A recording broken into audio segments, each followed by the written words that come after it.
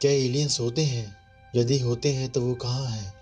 क्या हम एलियंस से कांटेक्ट कर सकते हैं? आज का हमारा विषय इसी बात पर आधारित है। हमारी पृथ्वी के अलावा अंतरिक्ष में पाए जाने वाले ऐसे जीव प्राणी जिनका रहन सहन, बोलचाल, यहाँ तक कि जीनोम इंसानों या धरती पे पाए जाने वाले ऐसे सभी ज्ञात और अज्ञात जीवों से बिल्कुल भिन्न हो, वही एलियंस कहलाते हैं। अगर हम कम शब्दों में कहें तो हमारी धरती से बाहर का जीवन ही एलियंस कहलाता है।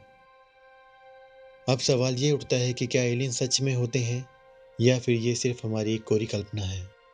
तो इस बात को भी समझ लेना चाहिए कि अगर दुनिया भर के वैज्ञानिक एलियंस की खोज में लगे हैं तो इसका मतलब एलियंस का वजूद होता है, क्योंकि विज्ञान उन चीज़ों की खोज पर अपना समय और पैसा बर्बाद नहीं करता जिनको वो मानता ही नहीं, जैसे कि स्पिरिट। विज्ञान की माने तो आत्मा नाम की चीज़ होती ही नहीं, इसलिए वे इस पे अपना समय और पैसा बर्बाद नहीं करते। तो क्या इस धरती के अलावा कहीं और जीवन हो सकता है? तो इसका जवाब हाँ में होना चाहिए। जरा सोचिए, सिर्फ हमारी आकाशगंगा में ही करीब 400 खरब छोटे बड़े तारे हैं और इन सभी तारों के आसपास खरबों खरब ग्रह और उनके उपग्रह चक्कर काट रहे हैं। तो इस बात की पूरी संभावना है कि सिर्फ हमारी ही आकाशगंगा में पृथ्वी जैसे लाखों ग्रह मौजूद हों, जहां हमारे जैसा या हमसे भी ज्यादा कोई बुद्धिमान सभ्यता मौजूद हो। परंतु दोस्तों, सवाल ये उठता है कि यदि कहीं जीवन है तो उनसे हमारा संपर्क अभी तक क्यों नहीं हो पाया? तो इसका सबसे सरल जवाब है हमारे उनके ग्रहों के बीच अरबों प्रकाश वर्ष का अंतराल। आपको ये जान के बहुत आश्चर्य होगा कि हमारा नजदीकी तारा अल्फा सेंट्यूरी ही हमसे करीब 41 खरब किलोमीटर की दूरी पर है। यदि हमें इस तारे तक पहुंचना है तो हमें ऐसे स्पेसशिप की जरूरत पड़ेगी जो बहुत तेज या प्रकाश की गति से चलता हो। परंतु इसमें सबसे बड़ी परेशानी ये है कि वैज्ञानिक नियमों के अनुसार प्रकाश गति या उससे तेज यात्रा संभव ही नहीं। फिर भी अगर हम नासा के स्पेसशिप की बात करें तो इसकी रफ्तार करीब करीब 28,000 किलोमीटर प्रति घंटा है, और अगर अल्फा सेंट्यूरी के पास पहुंचने के लिए हम इस स्पेसशिप का इस्तेमाल करते हैं तब भी हमें करीब करीब 1,65,000 साल लग जाएंगे।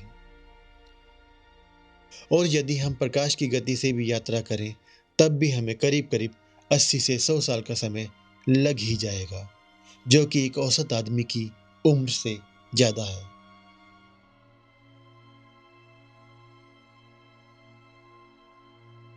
चलो मान लीजिए कि 2017 में हमने धरती से अल्फा सेंट्यूरी तक एक काल्पनिक स्पेसशिप ER-12 भेज दिया। तब हमारे स्पेसशिप ER-12 को अल्फा सेंट्यूरी तक पहुंचने में लगभग 1,65,000 साल का समय लग जाएगा, और तब तक शायद हमारी धरती पर मानव जीवन समाप्त हो चुका हो या फिर मानव जाति किसी और ग्रह पर पलायन कर चुकी हो।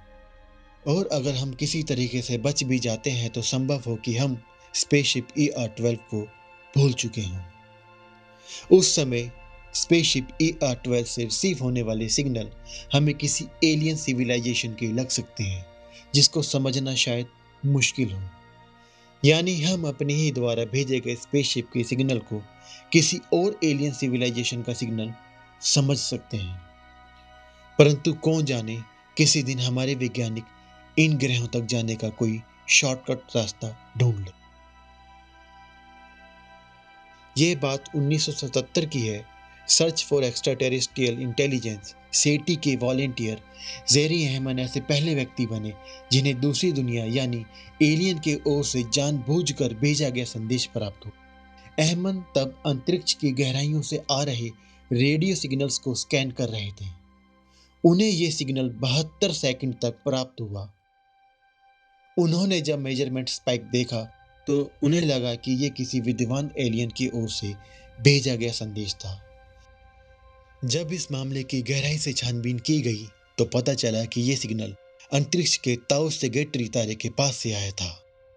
हम आपको बता दें कि यह तारा पृथ्वी से 120 प्रकाश वर्ष की दूरी पे स्थित है, जहां दूर दूर तक किसी भी मानव के होने की कोई गुंजाइश नहीं है। अहमद ने सिग्नल के प्रिंट आउट पर वाव लिख दिया। तब से इस सिग्नल को वाव के नाम से जाना जाता। हालांकि इस तरह के सिग्नल कभी दोबारा नहीं मिले। परंतु यह जरूरी नहीं है कि ये सिग्नल हमारी धरती को टारगेट करके ही भेजा गया हो सकता है कि ये सिग्नल किसी और सभ्यता को भेजा गया हो और सही जगह और सही समय पे हमारी धरती बीच में आ गई हो। वैसे अंतरिक्ष में ऐसे एलियन संदेशों की भरमार है, बस देरी है तो खोज भर की।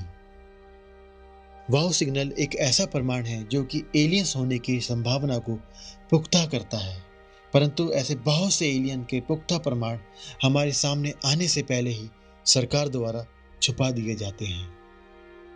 अब सवाल ये उठता है कि यदि सुदूर आकाशगंगा में हमें कोई एलियन प्लेनेट मिल भी जाता है तो हम उनसे कांटेक्ट कैसे करें, क्योंकि इन प्लैनेट्स की दूरी हमारी धरती से खरबों किलोमीटर्स है, जिन तक पहुंचना हमारे मौजूदा स्पेसक्राफ्ट से संभव नहीं।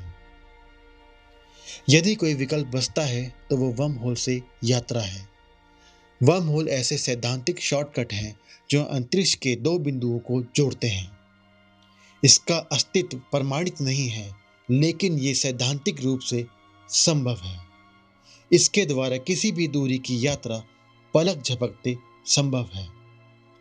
आप किसी वर्म होल के एक छोर से प्रवेश करें और पलक झपकते ही आप किसी अन्य आकाशगंगा या किसी तारामंडल में जा सकते हैं। हमारे पास ऐसे वर्म होल बनाने की टेक्नोलॉजी मौजूद नहीं है। मानव सभ्यता को वर्म होल की तकनीक प्राप्त करने के लिए अभी हजारों या लाखों वर्ष की तकनीकी विकास करना होगा। इस तरह के शॉर्टकट का निर्माण करने वाली सभ्यता हमसे हजारों नहीं लाखों करोड़ों वर्ष आगे होगी। इतनी विकसित सभ्यता पृथ्वी में क्यों दिलचस्पी रखेगी? उनके लिए तो हम एक आदिम पाषाण युग के जीव होंगे। उन्हें हमारी किसी भी वस्तु में कोई दिलचस्पी नहीं होगी, क्योंकि वे हर वस्तु का निर्माण चुटकियों में करने में सक्षम होंगे।